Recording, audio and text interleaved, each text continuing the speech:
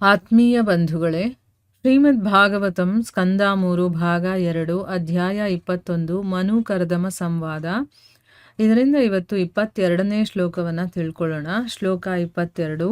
ರುಚಿರುವಾಚ ಇತ್ಯವ್ಯಲೀಕಂ ಪ್ರಣುತೋಬ್ಜನಾಭ ಸ್ತಮಾಭಾಷೆ ವಚಸಾಮೃತೇನ ಸುಪರ್ಣಪಕ್ಷೋಪರಿ ರೋಚಮಾನಃ ಪ್ರೇಮಸ್ಮಿ ತೋದ್ವೀಕ್ಷಣ ವಿಭ್ರಮದ್ಭ್ರೂಹು.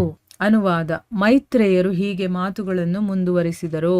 ಪ್ರಾಮಾಣಿಕವಾಗಿ ಈ ಮಾತುಗಳ ಮೂಲಕ ಸ್ತೋತ್ರಗೊಂಡ ಭಗವಾನ್ ವಿಷ್ಣುವು ಗರುಡನ ಹೆಗಲುಗಳ ಮೇಲೆ ಬಹಳ ಸೊಗಸಾಗಿ ಹೊಳೆಯುತ್ತಾ ಅಮೃತದಂತೆ ಸವಿಯಾದ ಮಾತುಗಳಿಂದ ಉತ್ತರವಿತ್ತನು. ಅವನು ಪ್ರೇಮದಿಂದ ಕೂಡಿದ ಮುಗುಳ್ನಗೆಯೊಂದಿಗೆ ಮುನಿಯ ಕಡೆಗೆ ನೋಡಿದನು. ಆಗ ಅವನ ಹುಬ್ಬುಗಳು ದಯಾಪೂರ್ಣವಾಗಿ ಅಲುಗಿದವು. ಇದು ಶ್ಲೋಕ ಮತ್ತೆ ಅದರ ಅನುವಾದ. ಈಗ ಭಾವಾರ್ಥದ ಮೂಲಕ ನಾವು ಇದರ ಅರ್ಥವನ್ನು ತಿಳ್ಕೊಳ್ಳೋದಕ್ಕೆ ಪ್ರಯತ್ನ ಮಾಡೋಣ. ಹೋದ ಭಾಗದಲ್ಲಿ ನಾವೇನು ತಿಳ್ಕೊಂಡ್ವಿ? ಕರ್ದಮ ಮಹರ್ಷಿಗಳು ಭಗವಂತನಿಗೆ ಪ್ರಾರ್ಥನೆಯನ್ನ ಮಾಡ್ಕೊಳ್ತಾ ಹೇಳ್ತಾರೆ, ನಿನ್ನ ಪಾದ ಕಮಲಗಳಿದೆಯಲ್ಲ ಅದು ಆಶ್ರಯವನ್ನ ಪಡ್ಕೊಳ್ಳೋದಕ್ಕೆ ಯೋಗ್ಯವಾಗಿರುವಂಥದ್ದು. ಅಂತಹ ನಿನ್ನ ಪಾದ ಕಮಲಗಳಿಗೆ ನಾನು ನಿರಂತರವಾಗಿ ನಮಸ್ಕಾರಗಳನ್ನು ಸಲ್ಲಿಸ್ತೀನಿ. ಯಾಕೆ ಅಂತಂದರೆ ನೀನು ಕ್ಷುದ್ರರ ಮೇಲೂ ಕೂಡ ಇಷ್ಟವರಗಳನ್ನು ಸುರಿಸ್ತೀಯ. ನಿನ್ನ ಸಾಕ್ಷಾತ್ಕಾರದ ಮೂಲಕ ಜೀವಿಗಳು ಫಲಾಪೇಕ್ಷೆಯ ಕರ್ಮಗಳಿಂದ ವಿರಕ್ತಿಯನ್ನು ಪಡಿಬೋದು. ಈ ಕಾರಣಕ್ಕಾಗಿ ನೀನು ಸ್ವಶಕ್ತಿಯಿಂದ ಈ ಭೌತಿಕ ಲೋಕಗಳನ್ನು ವಿಸ್ತಾರ ಮಾಡಿದ್ಯಾ ಅಂತಂದ್ಬಿಟ್ಟು ಪ್ರಾರ್ಥನೆ ಮಾಡಿಕೊಂಡ್ರು. ಅದನ್ನು ಕೇಳಿದ್ವಿ. ಈಗ ಈ ಶ್ಲೋಕದಲ್ಲಿ ಋಷಿಗಳು ಹೇಳ್ತಾರೆ, ಮೈತ್ರೇಯ ಮಹರ್ಷಿಗಳು ಏನು ಹೇಳ್ತಾರೆ ಅಂತಂದರೆ, ಪ್ರಾಮಾಣಿಕವಾಗಿ ಈ ರೀತಿ ಈ ಮಾತುಗಳ ಮೂಲಕ ಸ್ತೋತ್ರಗೊಂಡಂತಹ ಭಗವಂತ ವಿಷ್ಣು ಏನು ಮಾಡ್ದ, ಹೇಗಿದ್ದಾನವನು? ಗರುಡನ ಹೆಗಲುಗಳ ಮೇಲೆ ಬಹಳ ಸೊಗಸಾಗಿ ಹೊಳಿತಾ, ಅಂದರೆ ಗರುಡನ ಮೇಲೆ ಕೂತಿದ್ದಾನೆ. ಅವನು ಅಮೃತದ ಹಾಗಿರುವಂತಹ ಒಂದು ಸವಿಯಾದ ಮಾತಿನಿಂದ ಉತ್ತರವನ್ನು ಕೊಡ್ತಾನೆ. ಅವನ ಪ್ರೀತಿಯಿಂದ ಮುಗುಳ್ನಗುತ್ತಾ ಮುನಿ ಕಡೆ ನೋಡ್ತಾನೆ. ಆ ನೋಟ ಅಷ್ಟು ಚೆನ್ನಾಗಿತ್ತು, ಒಂದು ಕೃಪೆಯನ್ನು ತೋರಿಸ್ತಾ ಇದ್ದಾನೆ ಅನ್ನೋ ರೀತಿ. ಆಗ ಅವನ ಹುಬ್ಬುಗಳು ದಯಾಪೂರ್ಣವಾಗಿ ಅಲುಗಾಡೋದಕ್ಕೆ ಶುರುವಾಗುತ್ತೆ. ನೋಡಿ, ಭಕ್ತರ ಮೇಲೆ ಭಗವಂತನಿಗೆ ಎಷ್ಟಿಷ್ಟ ಇರುತ್ತೆ. ಅವನು ಏನಾದರೂ ಪ್ರಾರ್ಥನೆ ಮಾಡಿಕೊಂಡು ತನ್ನನ್ನು ತನಗೆ ಸಮರ್ಪಣೆ ಮಾಡಿಕೊಂಡ ಅಂತಂದರೆ ಭಗವಂತ ಅಲ್ಲೇ ಸೋತು ಹೋಗ್ಬಿಡ್ತಾನೆ. ಅವನಿಗೆ ತುಂಬ ಇಷ್ಟ ಆಗುತ್ತೆ. ಅದಕ್ಕೆ ಮುಗುಳ್ನಗೆಯಿಂದ ಭಗವಂತ ಮುನಿಯ ಕಡೆ ನೋಡ್ತಾನೆ ಅನ್ನೋದು ಇದರ ಅರ್ಥ. ಸೊ ಈಗ ಭಾವಾರ್ಥದಲ್ಲಿ ಗುರುಗಳೇನು ಹೇಳಿದ್ದಾರೆ ಅಂತ ತಿಳ್ಕೊಳ್ಳೋಣ. ವಚಸಾಮೃತೇನ ಶಬ್ದ ಮಹತ್ವವಾದುದು. ಭಗವಂತನು ಮಾತನಾಡುವಾಗ ಅವನು ದಿವ್ಯ ಲೋಕದಿಂದ ಮಾತಾಡುವನು. ಅವನು ಭೌತಿಕ ಲೋಕದಿಂದ ಮಾತಾಡುವುದಿಲ್ಲ. ಅವನು ದಿವ್ಯನಾಗಿರುವುದರಿಂದ ಅವನ ಕಾರ್ಯದ ಹಾಗೆ ಅವನ ಮಾತು ಕೂಡ ದಿವ್ಯವೇ ಆಗಿರುತ್ತದೆ. ಅವನ ಸಂಬಂಧದಲ್ಲಿ ಪ್ರತಿಯೊಂದೂ ದಿವ್ಯವೇ. ಅಮೃತ ಎಂಬ ಶಬ್ದವು ಮರಣವಿಲ್ಲದವನನ್ನು ಸೂಚಿಸುತ್ತದೆ. ಭಗವಂತನ ಮಾತುಗಳು ಮತ್ತು ಕಾರ್ಯಗಳು ಮರಣರಹಿತವಾಗಿವೆ. ಆದುದರಿಂದ ಅವು ಭೌತ ಜಗತ್ತಿನಿಂದ ನಿರ್ಮಿತವಾದುದಲ್ಲ. ಈ ಭೌತ ಜಗತ್ತಿನ ಮತ್ತು ಆಧ್ಯಾತ್ಮಿಕ ಜಗತ್ತಿನ ಧ್ವನಿಯು ಸಂಪೂರ್ಣವಾಗಿ ಬೇರೆ ಬೇರೆ. ಆಧ್ಯಾತ್ಮಿಕ ಜಗತ್ತಿನ ಧ್ವನಿಯು ಅಮೃತಮಯವಾದುದು ಮತ್ತು ಶಾಶ್ವತವಾದುದು. ಭೌತ ಜಗತ್ತಿನ ಧ್ವನಿಯಾದರೂ ಕಳಪೆಯದು ಮತ್ತು ಕೊನೆಗೊಳ್ಳುವಂಥದ್ದು.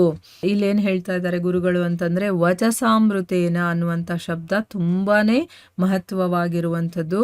ಭಗವಂತ ಮಾತಾಡ್ತಾನಲ್ಲ, ಆಗ ಅವನು ದಿವ್ಯ ಲೋಕದಿಂದ ಮಾತಾಡ್ತಾನೆ, ಈ ಭೌತಿಕ ಲೋಕದಿಂದ ಮಾತಾಡೋದಿಲ್ಲ ಅಂತ ಹೇಳ್ತಾ ಇದ್ದಾರೆ. ಯಾಕೆ? ಅವನು ದಿವ್ಯವಾಗಿರೋದ್ರಿಂದ ಅವನ ಕೆಲಸಗಳು ದಿವ್ಯವಾಗಿರುತ್ತೆ. ಆ ಕೆಲಸದ ಹಾಗೆ ಅವನು ಮಾತಾಡ್ತಾನಲ್ಲ, ಆ ಮಾತು ಕೂಡ ದಿವ್ಯವೇ ಆಗಿರುತ್ತೆ. ಅವನ ಸಂಬಂಧದಲ್ಲಿ ಅಂದರೆ ಆ ಭಗವಂತನ ವಿಚಾರದಲ್ಲಿ ಏನೇ ತಗೊಂಡ್ರು ಕೂಡ ಎಲ್ಲವೂ ಕೂಡ ದಿವ್ಯವಾಗಿರುವಂಥದ್ದು. ಅಮೃತ ಅನ್ನುವಂಥ ಶಬ್ದ ಅದಕ್ಕೇನು ಅರ್ಥ ಅಂತಂದರೆ ಮರಣನೇ ಇಲ್ಲದೆ ಇರೋನು. ಮೃತ ಅಂತಂದರೆ ಸಾಯೋದು, ಅಮೃತ ಅಂತಂದರೆ ಮರಣ ಇಲ್ಲದೆ ಇರುವಂಥದ್ದು ಅಂತ ಅರ್ಥ. ಸೊ ಭಗವಂತನ ಮಾತುಗಳಾಗಿರ್ಬೋದು, ಅವನು ಮಾಡುವಂಥ ಕೆಲಸಗಳಾಗಿರ್ಬೋದು, ಎಲ್ಲವೂ ಕೂಡ ಮರಣರಹಿತ ಅಂದರೆ ಶಾಶ್ವತವಾಗಿರುವಂಥದ್ದು ಅಂತ ಅರ್ಥ. ಅದು ಭೌತಿಕ ಜಗತ್ತಿನಿಂದ ನಿರ್ಮಾಣವಾಗಿಲ್ಲ. ಯಾಕಂದರೆ ಈ ಭೌತ ಜಗತ್ತು ಅದು ಶಾಶ್ವತ ಅಲ್ಲ ಅಲ್ವಾ? ಅದಕ್ಕೋಸ್ಕರ ಈ ಭೌತ ಜಗತ್ತಿನ ಅಥವಾ ಆಧ್ಯಾತ್ಮ ಜಗತ್ತಿನ ಧ್ವನಿ ಇದೆಯಲ್ಲ, ಅದು ಸಂಪೂರ್ಣವಾಗಿ ಬೇರೆ ಬೇರೆ ಆಗಿರುತ್ತೆ. ಇದರದ್ದು ರೀತಿನೇ ಬೇರೆ, ಅದರದ್ದು ರೀತಿನೇ ಬೇರೆ. ಆಧ್ಯಾತ್ಮಿಕ ಜಗತ್ತಿನ ಧ್ವನಿ ಏನಿದೆಯೋ ಅದು ಅಮೃತವಾಗಿರುವಂಥದ್ದು ಮತ್ತು ಶಾಶ್ವತವಾಗಿರುವಂಥದ್ದು. ಆದರೆ ಭೌತ ಜಗತ್ತಿನ ಧ್ವನಿ ಇದೆಯಲ್ಲ, ಅದು ಕಳಪೆ, ಇದು ಕೊನೆಯಾಗುವಂಥದ್ದು. ಈಗ ನಾವು ಎಷ್ಟೇ ಏನೇ ಮಾತಾಡಿದ್ರು ಕೂಡ ಈ ಜಗತ್ತಿರೋವರೆಗೂ ಅದಿರುತ್ತೆ, ನಾನಿರೋವರೆಗೂ ಇರುತ್ತೆ, ನಾನು ಹೋದ್ಮೇಲೂ ಕೂಡ ಅದಿರುತ್ತೆ. ಆದರೆ ಈ ಜಗತ್ತೇ ಶಾಶ್ವತ ಅಲ್ಲ, ಒಂದಲ್ಲ ಒಂದು ದಿವಸ ಇದು ಪ್ರಳಯವಾಗುವಂಥದ್ದಲ್ವ. ಅದಾದಮೇಲೆ ಅದೆಲ್ಲವೂ ಕೂಡ ಹೊರಟೋಗ್ಬಿಡುತ್ತೆ. ಆದರೆ ಭಗವಂತನ ಜಗತ್ತು ಅಂದರೆ ಆಧ್ಯಾತ್ಮಿಕದ್ದು ಏನಿದೆಯೋ ಅದು ಶಾಶ್ವತವಾಗಿರುವಂಥದ್ದು, ಅಮೃತವಾಗಿರುವಂಥದ್ದು ಅಂತ ಇಲ್ಲಿ ಹೇಳ್ತಾ ಇದ್ದಾರೆ. ಹರೇ ಕೃಷ್ಣ ಕೃಷ್ಣ ಕೃಷ್ಣ ಹರೇ ಹರೇ ಎಂಬ ಪುಣ್ಯ ನಾಮಧ್ವನಿಯು ಅದನ್ನು ಕೀರ್ತಿಸುವವನ ಉತ್ಸಾಹವನ್ನು ಎಂದೆಂದಿಗೂ ವೃದ್ಧಿಪಡಿಸುವುದು. ವ್ಯಕ್ತಿಯು ಏಕಪ್ರಕಾರದ ಭೌತಿಕ ಶಬ್ದಗಳನ್ನು ಮತ್ತೆ ಮತ್ತೆ ಉಚ್ಚರಿಸಿದರೆ ಅವನು ಆಯಾಸ ಪಡುವನು. ಆದರೆ ಅವನು ಹರೇ ಕೃಷ್ಣ ಮಂತ್ರೋಚ್ಚಾರಣೆಯನ್ನು ದಿನದ 24 ಗಂಟೆ ಮಾಡಿದರೂ ಎಂದೂ ಆಯಾಸಗೊಳ್ಳುವುದಿಲ್ಲ. ಬದಲಿಗೆ ಅವನು ಕೀರ್ತನೆಯನ್ನು ಮತ್ತಷ್ಟು ಮುಂದುವರಿಸಲು ಪ್ರೋತ್ಸಾಹಗೊಳ್ಳುವನು. ಈಗ ಇಲ್ಲಿ ಗುರುಗಳೇನು ಹೇಳ್ತಾ ಇದ್ದಾರೆ ಅಂತಂದರೆ, ಹರೇ ಕೃಷ್ಣ ಮಹಾಮಂತ್ರ ಇದೆಯಲ್ಲ, ಅಂದರೆ ಭಗವಂತನ ನಾಮಸ್ಮರಣೆ, ಆ ಪುಣ್ಯವಾದಂತಹ ಧ್ವನಿ ಇದೆಯಲ್ಲ, ಅದನ್ನು ಯಾರಾದರೂ ಹೇಳೋ ಅಂಥದ್ದಾದರೆ, ಕೀರ್ತನೆ ಮಾಡುವಂಥದ್ದಾದರೆ ಅದು ನಮ್ಮ ಉತ್ಸಾಹವನ್ನು ಇನ್ನೂ ಒಂದಷ್ಟು ಜಾಸ್ತಿ ಮಾಡುತ್ತೆ ಹೊರತು ನಮಗೆ ಬೇಜಾರು ಅನಿಸೋದಿಲ್ಲ. ಯಾರಿಗೆ ಬೇಜಾರು ಅನಿಸುತ್ತೆ ಅಂತಂದರೆ, ಯಾರಿಗೆ ಭಗವಂತನಲ್ಲಿ ಇನ್ನೂ ಪ್ರೀತಿ ಬಂದಿರೋದಿಲ್ವೋ ಅಂಥವ್ರಿಗೆ ಭಗವಂತನ ನಾಮಸ್ಮರಣೆ ಇಷ್ಟ ಆಗೋದಿಲ್ಲ. ಯಾಕೆ? ಅವ್ರ ಮನಸ್ಸು ಇನ್ನೂ ಭೌತಿಕದಲ್ಲಿರುತ್ತೆ. ಆದರೆ ಯಾವಾಗ ನಾವು ಭಗವಂತನ ನಾಮವನ್ನು ಮತ್ತೆ ಮತ್ತೆ ಮತ್ತೆ ಮತ್ತೆ ಅದನ್ನು ಕೀರ್ತನೆ ಮಾಡ್ತಾ ಹೋಗ್ತೀವೋ ಆಗ ನಮ್ಮಲ್ಲಿರುವಂಥ ಉತ್ಸಾಹವನ್ನು ಇನ್ನೂ ಜಾಸ್ತಿ ಮಾಡುತ್ತದು. ವ್ಯಕ್ತಿ ಈಗ ಭೌತಿಕದ ಒಂದು ಯಾವುದಾದ್ರೂ ಒಂದು ಹೆಸರನ್ನು ತಗೊಂಡು ಅದನ್ನು ಮತ್ತೆ ಮತ್ತೆ ಉಚ್ಚಾರಣೆ ಮಾಡಿದ್ರೆ ಅವನಿಗೆ ಆಯಾಸ ಆಗಿಬಿಡುತ್ತೆ.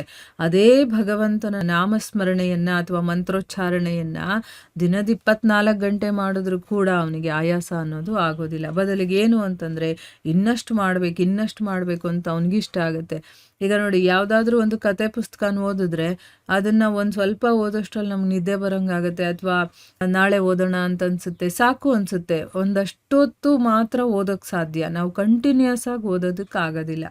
ಅದೇ ನಮಗೆ ಭಗವಂತನ ವಿಚಾರಗಳು, ಅವನ ಲೀಲೆಗಳನ್ನು ನಾವು ಎಷ್ಟು ಓದಿದ್ರೂ ನಮಗೆ ಬೇಜಾರು ಅನಿಸಲ್ಲ, ಮತ್ತು ಎಷ್ಟು ಕೇಳ್ತಾ ಇದ್ರೂ ಕೂಡ ಇನ್ನೂ ಕೇಳಬೇಕು ಅಂತ ಅನಿಸುತ್ತೆ ಹೊರತು ನಮಗೆ ಆಯಾಸ ಅನ್ನೋದು ಆಗೋದಿಲ್ಲ. ಅದು ಡಿಫ್ರೆನ್ಸ್ ಇರುವಂಥದ್ದು ಭಗವಂತನ ಒಂದು ವಿಚಾರಕ್ಕೂ ಮತ್ತು ಭೌತಿಕ ವಿಚಾರಕ್ಕೆ.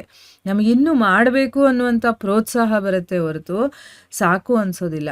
ಭಗವಂತ ಕರ್ದಮನಿಗೆ ಉತ್ತರ ನೀಡಿದಾಗ ದಿವ್ಯಲೋಕದಿಂದ ಮಾತನಾಡಿದುದರಿಂದ ವಚಸಾಮೃತೇನ ಎಂಬ ಪದವನ್ನು ವಿಶೇಷವಾಗಿ ಪ್ರಸ್ತಾವಿಸಲಾಗಿದೆ. ಅವನು ದಿವ್ಯವಾದ ಶಬ್ದಗಳಿಂದ ಉತ್ತರವಿತ್ತನು ಮತ್ತು ಅವನು ಮಾತಾಡಿದಾಗ ಅತ್ಯಂತ ಪ್ರೀತಿಭಾವದಿಂದ ಅವನ ಕಣ್ಣು ಹುಬ್ಬುಗಳು ಚಲಿಸಿದವು. ಒಬ್ಬ ಭಕ್ತನು ಭಗವಂತನ ಮಹಿಮೆಗಳನ್ನು ಕೊಂಡಾಡಿದಾಗ ಭಗವಂತನು ಬಹಳ ತೃಪ್ತನಾಗುವನು ಮತ್ತು ಅವನು ಒಂದಿಷ್ಟೂ ಮಿತಿಗೆ ಒಳಪಡಿಸದೆ ತನ್ನ ದಿವ್ಯಾನುಗ್ರಹವನ್ನು ದಯಪಾಲಿಸುವನು. ಏಕೆಂದರೆ ಅವನು ಯಾವಾಗಲೂ ತನ್ನ ಭಕ್ತರ ಮೇಲೆ ನಿರ್ವ್ಯಾಜ ಕರುಣಾಮಯಿಯಾಗಿರುವನು. ಅಂದರೆ ಇಲ್ಲೇನು ಹೇಳ್ತಾ ಇದ್ದಾರೆ, ಭಗವಂತ ಕರ್ದಮರಿಗೆ ಉತ್ತರವನ್ನು ಕೊಡಬೇಕಾದ್ರೆ ಅವನು ದಿವ್ಯಲೋಕದಿಂದ ಮಾತಾಡ್ತಾನೆ. ಅದಕ್ಕೆ ಇಲ್ಲಿ ವಚಸಾಮೃತೇನ ಅನ್ನುವಂಥ ಶಬ್ದವನ್ನು ಇಲ್ಲಿ ಪ್ರಯೋಗ ಮಾಡಿದರೆ, ಅವನು ದಿವ್ಯವಾದ ಶಬ್ದಗಳಿಂದ ಉತ್ತರವನ್ನು ಕೊಡ್ತಾನೆ ಅವರಿಗೆ. ಅವನು ಮಾತಾಡಿದಾಗ ಹೇಗಿತ್ತು ಅಂತಂದರೆ ಪ್ರೀತಿಯ ಭಾವ, ಅದು ಅತ್ಯಂತ ಪ್ರೀತಿಯ ಭಾವ ಇತ್ತು. ಅವನ ಕಣ್ಣು ಹುಬ್ಬುಗಳಿದೆಯಲ್ಲ ಅದು ಚಲಿಸ್ತಾ ಇತ್ತು. ಅಷ್ಟೊಂದು ಅವನಿಗೆ ಆಸೆ ಭಕ್ತನ ಮೇಲೆ. ಈಗ ಭಕ್ತ ಏನು ಮಾಡ್ತಾನೆ, ಭಗವಂತನ ಮಹಿಮೆಗಳನ್ನು ಕೊಂಡಾಡ್ತಾನಲ್ಲ, ಅದರಿಂದ ಭಗವಂತನಿಗೆ ತುಂಬ ತೃಪ್ತಿಯಾಗುತ್ತೆ, ಖುಷಿ ಆಗುತ್ತೆ.